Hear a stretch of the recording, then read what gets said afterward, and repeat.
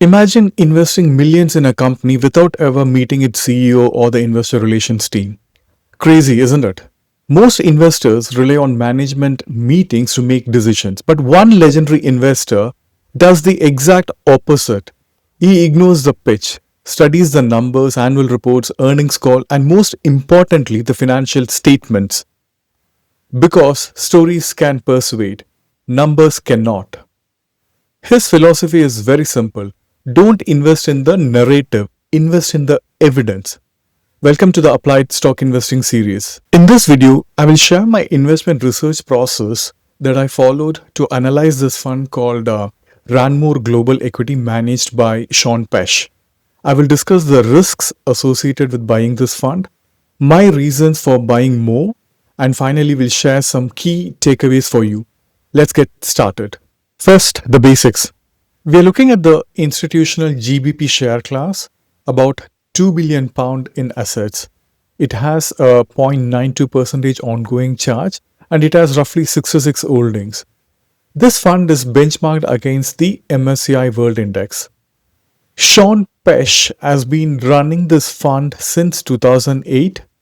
It has got a 5-star Morningstar rating and a beta of 0.74. It is historically less volatile than the market. In one line, it is a value fund that tries to identify companies that are undervalued. So what is the actual strategy? The old school method of bottom-up value investing. Sean looks for companies with strong free cash flow, solid balance sheets, and a share price that doesn't reflect any of it. Basically, he tries to find undervalued stocks.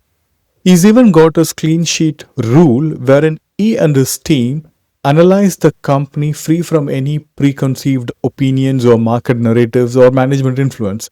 They look for companies with strong balance sheet and attractive valuation. Now for the less glamorous stuff. This fund is domiciled in Ireland and recognized in the UK. Assets have grown roughly tenfold since 2022. Due to this growth, they actually cut the fees for the investors. 0.92% OCF with no performance fee. Rapid growth inside a small cap strategy is something to keep an eye on. And transaction cost at 1.75% is on the high side. It's a natural cost of trading less liquid stocks. Let's talk about the performance. As of January 2026, it has returned 29.8% over 1 year and 153% over 5 years. A top performer in its sector every single period. If you go back further, the 5-year return to February 2025 roughly doubled the sector average. If you look at the most recent year-to-date number, it is just 1.24%. That's a real deceleration and a concern. That is something worth checking in the next few quarters. Where is the money actually invested? Consumer discretionary and consumer staples dominate over half the book. Technology is only just 4% considering the AI boom and bust happening right now. For people who wanted to move away from technology, this could be an option to invest. There is also a healthy cash buffer around 12% used as a valuation discipline rather than sitting idle. And nearly a third of the fund is in smaller, lesser tracked companies. That's an edge, and at the same time, investing in smaller companies is less liquid compared to the large cap companies. Who is actually making these calls? Sean Peche, a chartered accountant with 25 plus years in markets. He ran a couple of hedge funds, spent time at Orbis, then founded Ranmore in 2008. He and the firm's owners are invested in the fund on the same terms as everyone else. There is no performance fee. As the assets under management increase, they reduce their ongoing charge. Since it's a boutique fund house, there is a risk of single point of failure if the manager departs.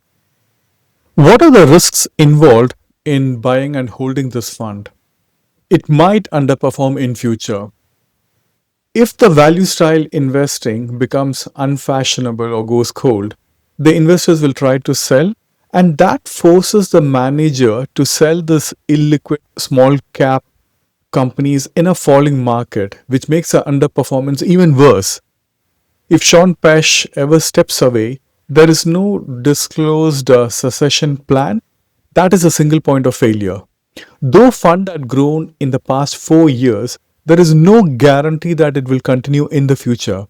There have been many instances where previous fund managers like Neil Woodford or recently Terry Smith, they were not able to deliver returns consistently.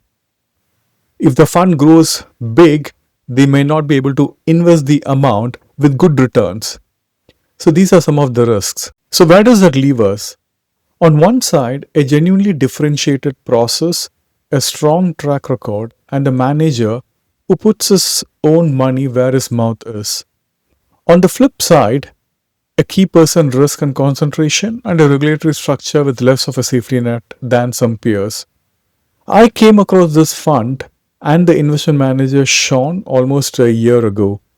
I've been following his talks, videos, and his articles. I've included the links to some of his videos in the comment sections for you. His investment philosophy is a pure value-oriented approach which struck a chord with me. This is not a buy or a sell recommendation. If you are looking for an actively managed, diversified portfolio with a value investing style, this fund could be one of the candidates. And please do your own research. Let me share some key takeaways.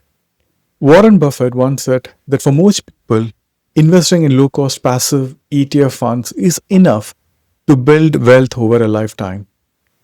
If you are new to investing or don't have the time to study the business or the financial statements, passive investing is a simple and effective approach. But investing is also a journey of learning. As your knowledge grows, you can switch to active investing like buying individual stocks, funds, investment trusts. Investing in them can give you greater returns, sometimes 10x or even 100x returns. The key is finding great stocks or investment managers with a clearer philosophy, proven track record, and meaningful skin in the game, investing their own money. I am a fan of Core Satellite Portfolio. If you'd like to know more about this portfolio, you can look at my video given in this description. A balanced approach works well. Use passive ETF investments as the foundation, and investing in actively managed funds can act as a satellite to provide this additional growth. Hope you liked this analysis, and please like and subscribe to this channel, which will encourage me to do more. Thanks and see you later.